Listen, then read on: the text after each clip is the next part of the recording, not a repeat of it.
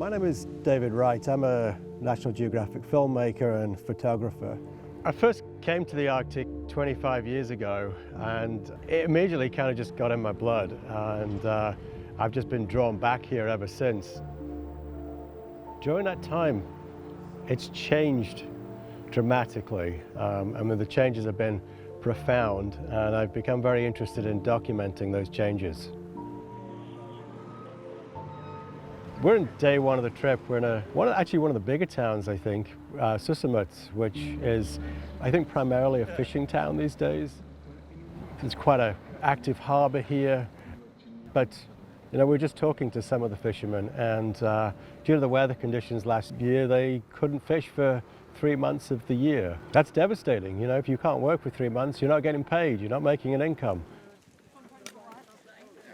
This partnership with Lindblad and National Geographic is important because it allows people to go back and tell the stories of what's happening in places like this to their friends and family, and to spread the word of how climate change is directly impacting communities here. You look at places like this, permafrost is melting, you can see it in the uneven roads, and the buildings are struggling, and we're here in this crazy bright summer day that really probably is a little bit uncharacteristic.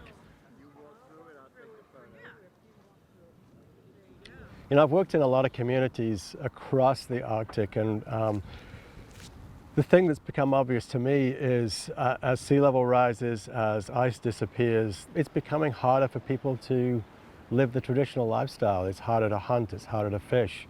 So it's putting physical pressure on places, but also economic pressure, which means that the culture here is impacted in a way that is very sad. Cultures that have survived for hundreds of years are now being threatened because of this changing situation.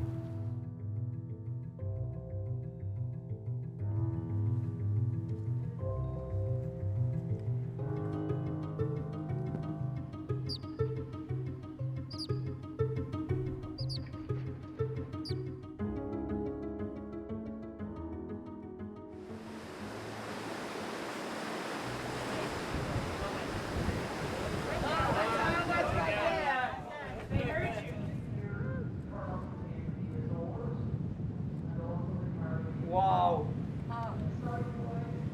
Look at that.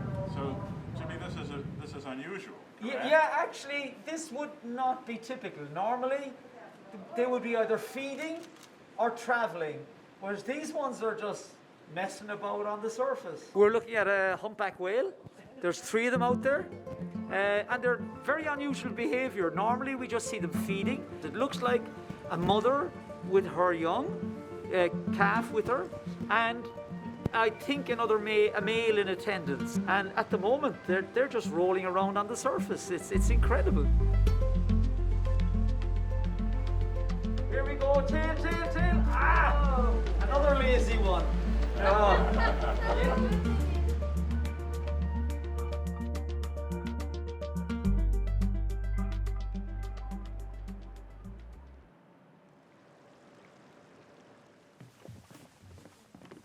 Lucky enough to be here in Ilulissat today, place I wanted to come to for a long time. It's kind of the place to come to see icebergs. And in the summer, the glacier that's probably 60 kilometers up the fjord here calves, and you get this incredible display, which is probably, I think they say 10% of the icebergs in Greenland come from this place. So quite something special. It's far inside. So this is all just ice that's carved from the glacier. This is all Yes. And how deep is it? Oh, the average depth of the fjord is approximately 1 kilometer. That's amazing. We hear about the Arctic changing so much, and I think people wonder why that's important, particularly to the United States. It seems so far away. What does it matter if the ice melts? What does it matter if there's no polar bears?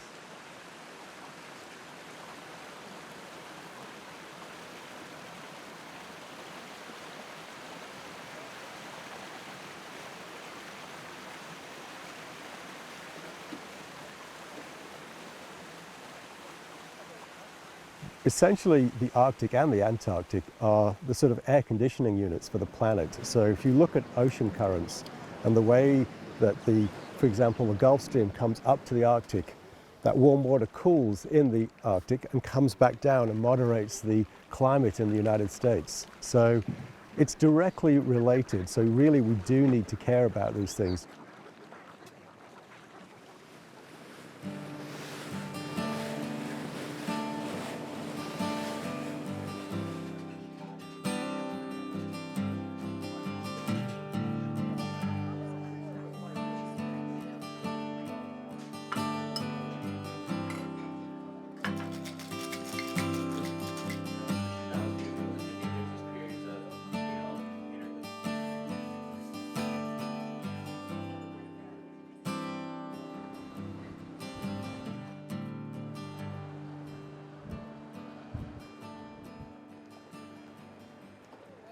Good morning, ladies and gentlemen. Good morning.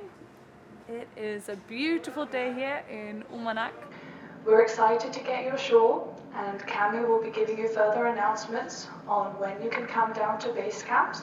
We are going to be visiting a local museum, and the church will be open as well. And we look forward to getting you ashore on this beautiful day. My name is Ann Benson Bilkvist. My parents are both Danish. My great-grandfather, my mom's grandfather, was the business consul to Greenland from 1885 to 1900 and was stationed here in Umanak. He was buried here? His wife was somewhere. Yeah. My great-grandfather's first wife died in Umanak, and then he went back to Denmark to get another wife and brought her back up here. He was basically kind of responsible for all the provisions that came in from Denmark to this part of Greenland. And I don't know how many people were involved here, but there were very few Danes. I think we have his journal, and there was a pastor and a shopkeeper that were Danish, and everybody else was Greenlandic. So excited, and I didn't look that closely at our itinerary. So our goal was to come to Greenland to kind of experience what he did, but it's really wild to come to Umanak and see exactly where he was.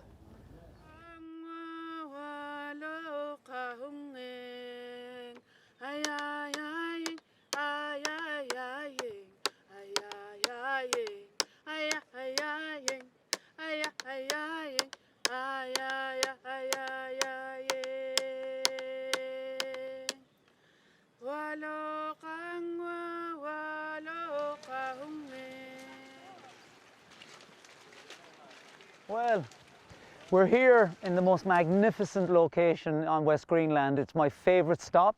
It's mainly of archaeological interest, but it's really beautiful too. It's called Qilakitsoq. I'm probably pronouncing it all wrong, but it's very famous for one thing. Here in the 1970s, a group of mummies were discovered just not far from where I'm standing, and they turned out to be some of the best preserved human remains anywhere in the Arctic. See the bones? See the bones? Yeah, can you see them, yeah? Nope. Yeah. They're in there, in that way. It provided enormous amounts of information, and they dated the bodies to roughly about 1475, give or take a few years. So these were people who were of the Thule group, the last group of sort of, what would you call it, not invaders, but people who came into this area and crossed North America. Amazing. Our folk are all, the guests are having a look now at where they found the mummies. It's like a little pilgrimage really, which I think is lovely. And then when we go down along, there's lots of burial cairns, and you can look inside and you can see some of the remains of the people that were buried here in this very special cove. And lots of archaeology, and just a beautiful setting and a great atmosphere.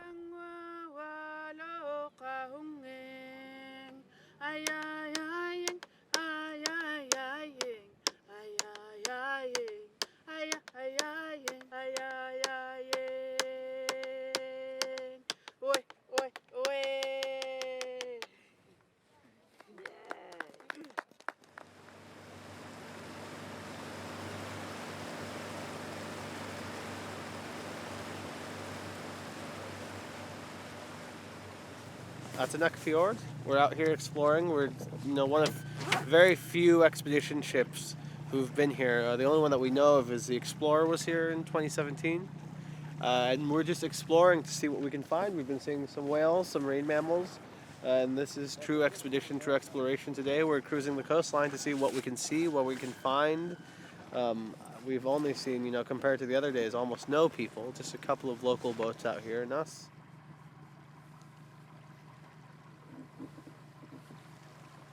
Almost kind of haunting in some ways.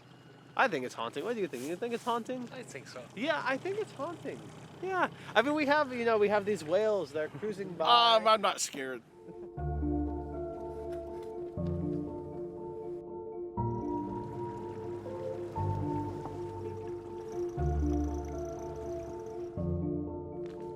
Right now I've been shooting a story about climate change in the Arctic, and that stems from me doing a project 25 years ago for National Geographic. In that time the place has changed tremendously, and seen some really kind of catastrophic changes in places, but also there's been an adaptation too. I've really seen the power of the images that we can get in a place like this to capture somebody's character and show the struggles that they're going through, and that can be make for profound changes in people back home. If they can see the struggles that people are going through, you can bring that story back to them in a way that hopefully will impact them to make changes and perhaps turn things around, particularly with a climate change story, if you can see the direct impacts on somebody here.